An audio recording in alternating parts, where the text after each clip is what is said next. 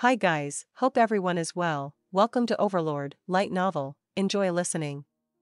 If you like my content, join me on Patreon, where you can find more and exclusive novels. Also, you can leave a donation by clicking the super thanks button. Thank you very much for your support. Special Chapter. Girls Talk. Shaltir, who had been invited to Albedo's room, blinked as she saw a petite dark elf standing at the side, and then she looked to the owner of the room in surprise. She heard a laugh, and then an answer. What's wrong? I think it's good to deepen our relationships as women. Do you mind? I don't mind, how about you? We are all right with this. You can refer to yourself in the singular now. Then I shall. I suppose I can be forgiven for only doing this once a day. Shaltir was led into the room and to the indicated table, and her eyes took in what was laid upon the pure white tablecloth. The preparations for afternoon tea had already been laid out. There were as many teacups as there were people. There were also triple-layered cake racks gleaming in silver and packed with desserts. No matter where one looked, there was always something delicious in view. It was a mouth-watering sight.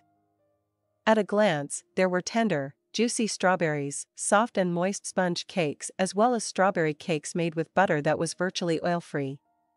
There were fruit tarts which exuded a citrus fragrance, made with copious amounts of fresh fruits. In addition, there was a rich cheesecake which radiated a refreshingly tangy scent. The sticky chocolate cake was brown in color and sprinkled with gold powder. Of course, the choices were not as boring as being limited to cakes alone. There were cream puffs that seemed to be squashed under the weight of the custard sauce which filled them.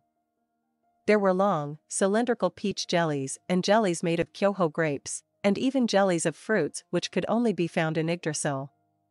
What's this all about? I asked Pastonia to make some sweets. However, it's not sous chef's cooking, so eating it won't grant any magical effects or the like. So the trolley was to bring these over. Shaltir recalled her encounter with the dog-headed head maid. At the same time, Albedo was skillfully making her own preparations. The teacups were all well made. Although one usually associated teacups with the color white, Albedo was setting out black teacups covered with intricate designs of gold filigree. They were practically works of art. However, I prefer blue. I'll bring some along next time. I think I've got some in gold with floral patterns. The two of you have good taste. No, I should say the supreme beings have bestowed you with good taste.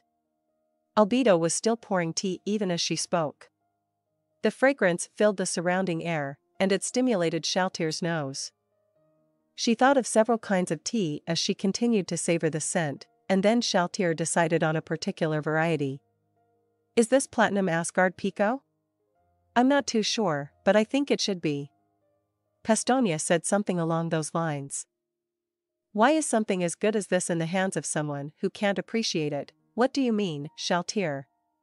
This is an extremely high-end crop that needs to be harvested in Asgard at specific times within specific seasons, by people with specialized job classes. Albedo, is it alright to use such good stuff? Won't it make Ain Sama or the other supreme beings mad? It will be fine. I have already received Ain Sama's approval. Please. Shaltir's hand wavered between acceptance and rejection as she reached toward the cup presented to her. The sheer quality of the tea intimidated her. Aura did not hesitate for an instant and gulped it down, with one hand planted on her waist as she did. In contrast to Shaltir, who was staring with eyes wide, Aura merely said, "So bitter," after downing an entire cup of super high-class black tea in one shot. Fruit juice or sports drinks would be better. It's wasted on you. Shaltir forced back the urge to scream that at her. Aura was just a girl, so educating her in the ways of enjoying tea was her duty as her senior. Aura, allow me to show you the proper way to drink tea. Shaltir gracefully picked up her teacup and took a mouthful. The natural tangy flavor spread through her mouth. Of course, Shaltir preferred fresh blood, but she could also savor this sort of thing. That was how refined her palate was. Drinking it elegantly in this manner is the proper way in which to enjoy tea. She wanted to say that, but Aura paid Shaltir no heed and moved on to wolfing down strawberry cakes instead. Shaltir could only stare in dumbfounded silence. Albedo, more please. All right. What will you have next? I'd like. Aura. Here I am, trying to teach you the proper. I say, Shaltir. Tea is meant to be savored as it is drunk, am I wrong?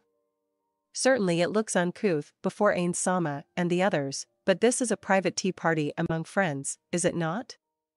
In addition, she does not drink in such a crude way, so it should be fine, don't you think? You lose. Anyway, Albedo, did you just call us here for a tea party? Indeed. I wanted to have a nice chat with my fellow guardians. Shaltir quirked an eyebrow, but did not rebuke her. The fact was, they were all beings created by the Supreme Beings. Though they showed their loyalty in different ways, their aims were one all the same. That being the case, deepening their understanding of each other was a good idea. Now, where have I seen the furniture in this room before? The furniture in this room was quite similar to Shaltir's recollections of the room which belonged to a certain great person. In response to that question, Albedo smiled radiantly before answering. That's right, Shaltir. By the grace of Ain Sama, I have been permitted to decorate my room in the same way as that of the Supreme Beings. You're even using the same things as the Supreme Beings. It would have been more polite to refuse. Are you saying I should refuse a gift from Ain Sama? Their intense glares suddenly turned toward their carefree compatriot. Aura looked from one party to the other, and then asked Shaltir in surprise. I don't know why you're so mad, Shaltir. My room is filled with furniture from Bukubukagama-sama. Isn't your room the same way? Indeed, it was. Just about all the furniture in Shaltir's burial chamber was placed there by her creator. When one put it that way, there was nothing else she could say. As she watched Albedo smile and Shaltir bite her lip, Aura posed a question. Then, Albedo, how about your clothes? If you were given furniture, does that mean you don't have clothes? Those two were granted to me by Ain Sama. Why does Ain Sama have women's clothes? The suddenly immobile Albedo looked uneasily to Shaltir, as though begging for help. However, Shaltir could not spare the energy to help her. That was because she was desperately trying to deny the answer which loomed in her mind. That sort of thing happens too. Isn't that usually because he has a woman he wants to give them to? Thanks to Aura's words, the suddenly frozen Albedo raised her teacup and saucer to her mouth, savoring the fragrant tea as she smiled and replied. Indeed, Ain Sama is such an outstanding individual. He must have courted more women than there are stars in a galaxy. The saucer and teacup clattered as they struck each other. The amazing thing was that all the tea that spilled out was somehow retained within the saucer, without staining the white tablecloth. Neither did Shaltir have the energy to calmly praise Albedo. He must change his women one after the other. That's right. After all, he is Ain Sama, the one who rules all the 41 Supreme Beings. He must be very popular. The most important thing is who gets to remain by his side in the end. His history with women is not the problem. Of course, if any of those women from before dares to shamelessly show her face before him again, I will definitely kill her. Yes. Albedo and Shaltir smiled to each other. In the corner of their eyes, Aura shrugged, as if to say, well, it's fine. Let's leave it at that for now. Then, how about something else? But what should we talk about? It should be something to do with Ain Sama, right, Aura? Sure, we could. As for Ain Sama, he's very charming and very gentle. Shaltir noticed Albedo's face twitch a little. If one did not know what lurked within those depths, one might have assumed those gentle eyes were simply looking at them. She deliberately fondled the ring on her left ring finger, bathing in the light it radiated. You bitch, Shaltir swallowed those words before they could be spoken, and smiled. This was not entirely an act, because her face naturally relaxed every time she thought of her master. Ain Sama is truly an outstanding master. Which part of him do you think is the most beautiful? Shaltir blood fallen. If there's too much custard, it'll spill out of the puffs. That would be his pure white body, of course. Its proportions are ideal. How I wish I could touch his body. Needless to say, what she actually wanted to do was climb all over him and savor the taste of his bones, but she could not actually say that. Indeed, his body, against which even ivory pales in comparison, is quite beautiful. Although, don't you think the most beautiful parts of Ain Sama are his eyes? Those mesmerizing, deep eyes, like gateways into the abyss. I can feel his dignity and iron will through their jewel-like glow. Not bad. Still, Shaltir did not feel they could surpass Ain's pure white body. Really? Then wouldn't his alabaster body be better? Do you not wish to be embraced by that body? Do you not want to touch it with your hands? A crack appeared in Albedo's smile. Sensing that this was the moment to advance, Shaltir pressed the attack. That's not all. Consider his hands placed upon our waists, and drawing us close to him. More, please. And how about then being brought before his broad and sturdy chest, to hear him whisper, in low tones, his loving words to us? Albedo seemed to be pinching her nose. Her fingers were flecked with something red. This cheesecake is great. How about it, Albedo? Tell me your answer. Is his body not better? That's far too impure. How could you talk about that sort of thing? Tempting me with his body is unfair. I was talking about pure beauty. Is that so?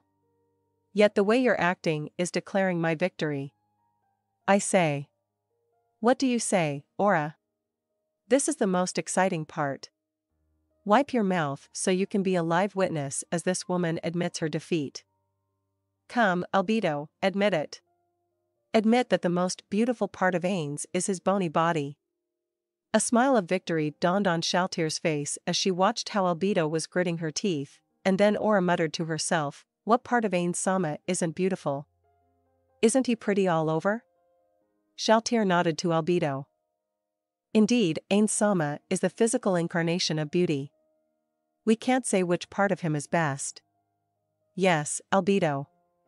It would be disrespectful to do something like assigning ranks to the body parts of Ain Sama, the supreme one. So we have our answer. All parts of Ain Sama are beautiful. However, there are parts which are more attractive, based on personal preference. This was truly a glorious sight. Well, aside from the confusion a certain girl felt at all of this. Is it really all right to have these people as my fellow guardians? End of the special chapter.